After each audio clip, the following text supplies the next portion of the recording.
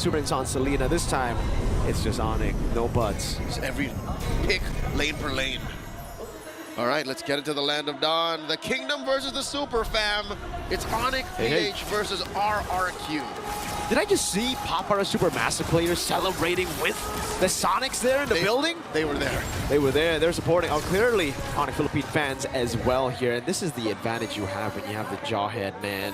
The Hayabusa, who should lose out in clear speed, isn't a loss anymore. Like, you actually clear faster with the help of the Jawhead. He's a great leasher. Brusco keeping tabs on Edok. Mano y mano. But this does open up the Little Wanderer, because look, Sutsujin knows that King Kong's a little slower, so he's like, hey, I'm going to get this first. Taking a look at it, no Season Hunter this time for Brusco on the Jawhead. It's going to be the pull yourself together and thrill. So just more damage overall. In this matchup, we saw it just earlier, Dyron versus Kirk. It was Kirk on the Phoveus, now it's Dyron. It's a switcheroo. Let's see who has more impact on the Phoveus and the Hylos, right? Because game one, it was definitely the Phoveus winning. How about this gold lane matchup, the Granger versus the Claude?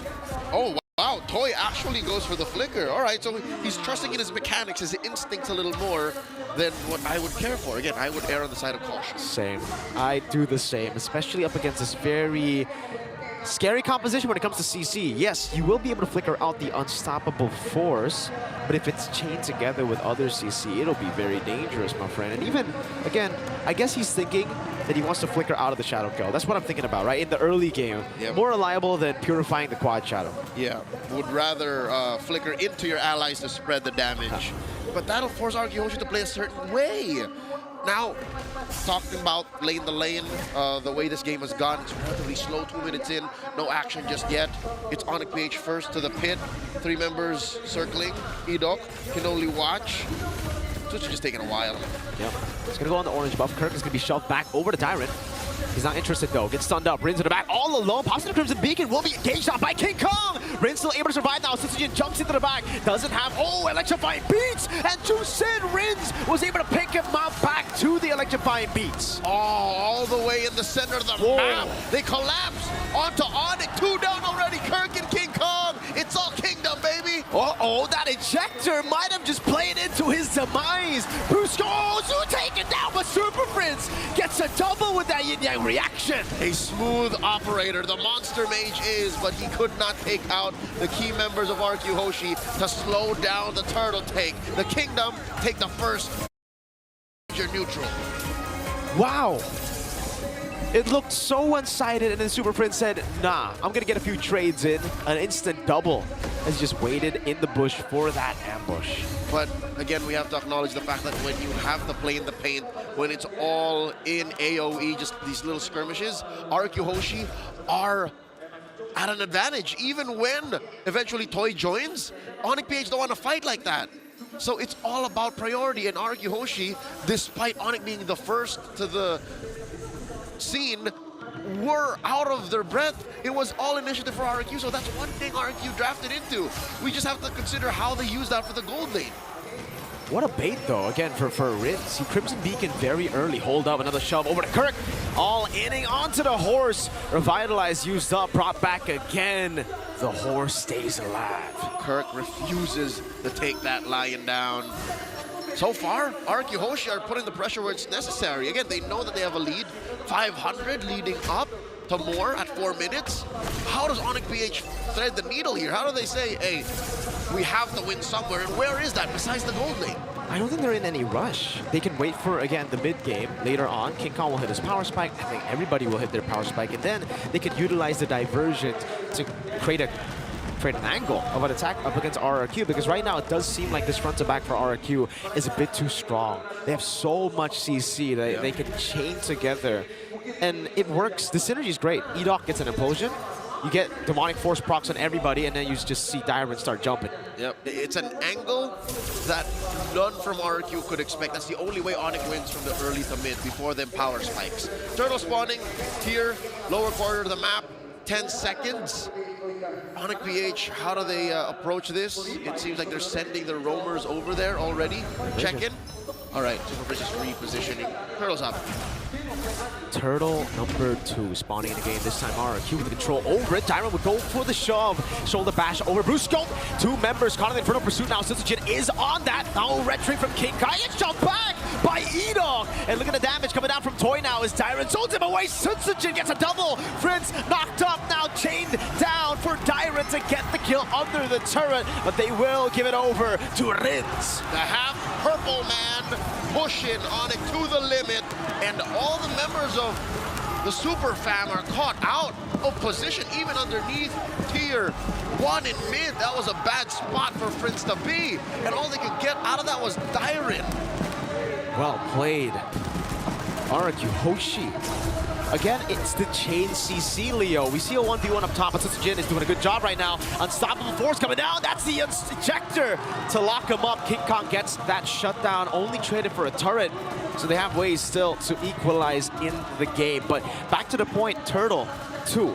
Dyron baited so many resources just by being there, shoving people away, that they completely forgot about Edog's engage. Yep, the man-to-man defense led to a 3-for-1 for Edog's ult. That was amazing. HOSHI, the numbers are adding up to benefit them. The check ain't looking good. Onic PH are in the red, and they're down 1,200 gold. And no matter what they do with these diversions, it just doesn't seem to be enough. It doesn't seem to be worth it. So they're still looking for that off angle where HOSHI aren't ready to answer. Kelra, though, different story. I think oh my God! Toy just one blast away. I was saying, of all the members of Onic, Kelra's the only one who's actually living good. Shadow kill! Over the range, forcing the Crimson Beacon. Dyron, good timing on the shoulder bash, but you can see the kill pressure. This 1,000 gold lead isn't big enough to stop this kill threat from Onic Philippines. You're looking at King Kong, who's built a Hunter Strike, has a Legion Sword. Who knows what else the Beast is looking to cook up here. Securing his purple first, while Sitsujin clears up down bottom too late to protect that tier 1. And it looks like still RRQ have the advantage in this turtle pit. Sitsujin had a way to just go in towards the turret, but he had to think about it. Everybody was missing on the map. He had to think, who's there, Edog?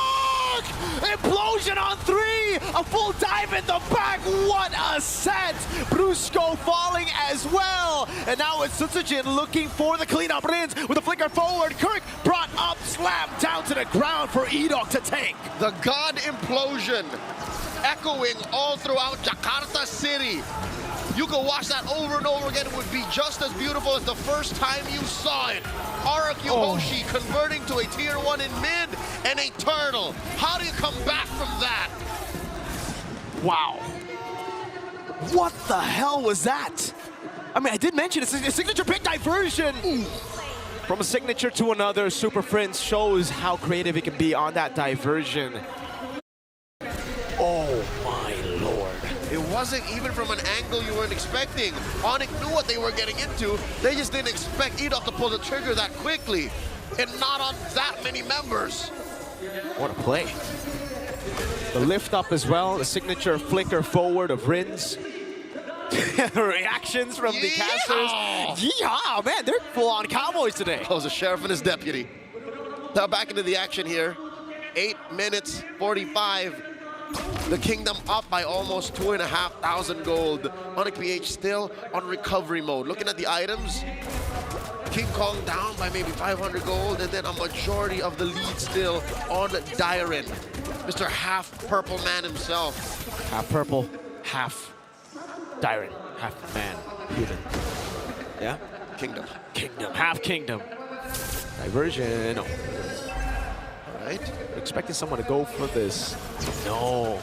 Ends up being a wasted diversion to the bottom lane, but they do get a clear down below. RRQ has watched a good number of Prince matches to know exactly where he wants to send his team when he's on a low Yi. They're waiting for this Lord spawning in the upper quarter. 30 seconds till, and all Onic has to show for it is that tier 1 push down bottom. They are struggling, and that's an understatement. Onic can't even play the map. Usually when Onic is down this bad, they would find ways to play the map, but even King Kong is afraid. King Kong has no natural defenses against what RRQ is bringing. I gotta say, Leo, you know, we were talking about the drafts, and honestly, that was in that was with me thinking there's going to be purifiers on the side of Onic Philippines. I just noticed there's no purifiers here at all. That's why the EDOC play was so massive. I guess they were punished harder for trusting in their own mechanics.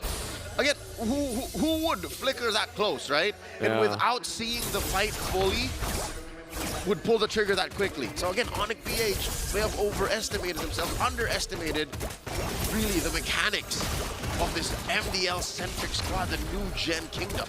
Kirk's going for the chase, but will just be guided back by Rins. Look at Toy. Half HP on the Lord. Again, Darren walking up again over to Kirk. Able to find Brusco in the bush. Rins with the Crimson Beacon. Sony Super Prince away. Sunsujin gets rid of the Lord. Again finding another! My goodness gracious! And now they're all just falling under that damage. King Kong, he's going to be lifted up just in a bit. Rins looking for the angle. Won't be able to do so as Kelra is able to provide cover.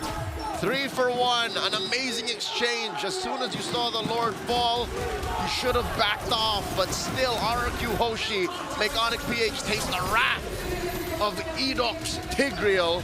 Once more a big ticket ult, causing the map to turn red. Lord marching down bottom, a big chubby wave up top. This is a RRQ Hoshi written all over it. EDOC, you madman. 2 sets in a row. My goodness, now Rin's going to be engaged on. Shadow Kill has the flicker out, but it's still going to be a kill. Too many stacks on him. All right, Onic PH though, land on their feet, able to defend from that Lord relatively safely, losing nothing but that Holy Shield in mid. They still keep that Holy Shield down bottom and a tier 2 up top. Onic PH are really doing their best here. This reminds me of that defense they had in game 1. Who's to say, Mirko? What are the odds that they defend the way they did in the previous game? I think there's a chance. I mean, again, it's not as good, the clear, as a Moskov, but the Granger still does well when it comes to clearing it out, and especially considering Kelra hasn't died yet. He's still holding on to a pretty... Oh, yes. Wait, so the Sky Piercer... Oh, it was the implosion earlier. Yep. All right, so I think he might have to think about selling the Sky Piercer as we get into the later... Unless he wants to, again, bank on his ability to get kills, because I guess that's the only way to come back. A late game power spike to put up the stacks, yeah, but what? You're waiting for 3 or 4 kills from out of nowhere? RRQ Hoshi's not gonna lay down and just hand it to you. Oh no. Kirk here forced to use the glorious pathway just to run away. They knew, they had a read on Onic Philippines. They knew there was a diversion sent to the other side for sure, and that's why they decided to pull the trigger on Kirk. Wasn't enough, but great read. That's what they've been playing at the movie nights in the gaming house at RRQ. Just watch Super Frizz diversion plays. The omniscience that Super Frizz previously had is now a worldwide fact. So now the world champions have a target on their backs, and RRQ Hoshi are looking to make them bleed here to get 1 on the board here in this best of 7. They're up by 5,000 now. This can't just be on a singular player or 2. It's across the board. Dyren. All right. So far away, but there's no Brusco to actually catch him. It'll only be risky if Brusco is within diversion. No one's going to take it, though. It's just to open up the map a bit. Oh! It is going to be King Kong who takes it, clear it up top, and go back to the quad shadow all the way back. World's longest shadow. A push. I don't know if that minion is big enough to take that turret, but at least it is some map presence that Onic PH are looking to get. It's enough. Now the conceal coming in from Brusco. What do they find? Nothing. Slow push up top too. Conceal. Burt Rins. Crimson Beacon coming out. EDOC able to set one more time. Able to go for the shove in the flicker, but not able to find the implosion now. That's going to be toyed with the Wind of Nature and also the Blazing Duel. Brusco stops him there. Sunsujin gets the shutdown on King Kong, but Rins is caught in the bad spot and will be taken down by Super Frizz. Sunsujin over to Brusco. That's the diversion from Super Frizz to give Kelra a double. 2 for 4, and Sunsujin's the only one left. He's outnumbered by the Super Fam. He's looking for Kelra. The Mercenary saves the kingdom with a kill on the god in the gold lane.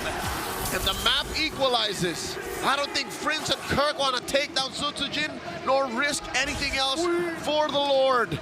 RRQ Hoshi, what a recovery. Onic PH still showing that they got something left in the tank. And he can burst it down for sure, all alone, no problem. You can see the difference it makes.